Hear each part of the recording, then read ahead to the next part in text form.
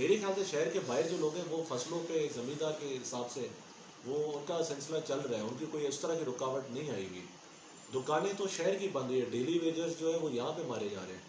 جو گاؤں اور دور دراز کے علاقوں میں وہ فصل پہ ان کا گزارا ہو رہا ہے، ان کا کچھ نہ کچھ چل رہا ہے. ادھر اس طرح کی سختی بھی نہیں ہے، وہاں کچھ نہ کچھ ایک آدھی دکان اس طرح کھلی ہوتی ہے. بٹ جو شہر کا بندہ ہے ان کی تو پوری آمدنی بند ہے، ان کو تو پورا کچھ نظر ہی نہیں آ رہا. جو دن میں 150-200 روپیہ کماتا تھا، تو زیادہ ان کا بنتا ہے، زیادہ ان کا بنتا ہے کہ جو فصلوں پہ گزارا آلریڈی کر رہے ہیں.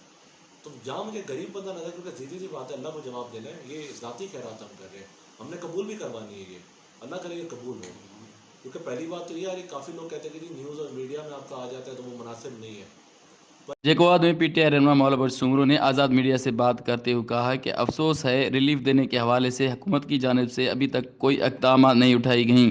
مزید ان کا کہنا تھا کہ ہم نے تقریباً 6000 راشن کے تھیلے متاثروں کو گھروں تک پہنچائے اور حکومت نے ابھی تک عوام کو کوئی ریلیف نہیں دی جو کہ دینی چاہیے تھی.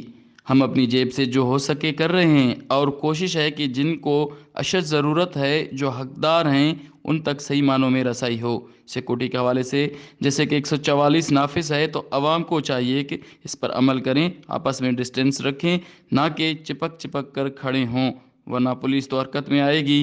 کیمرامین ثناء اللہ کے ساتھ عبدالغفور جتوئی، گبول میڈیا، جیکو آباد.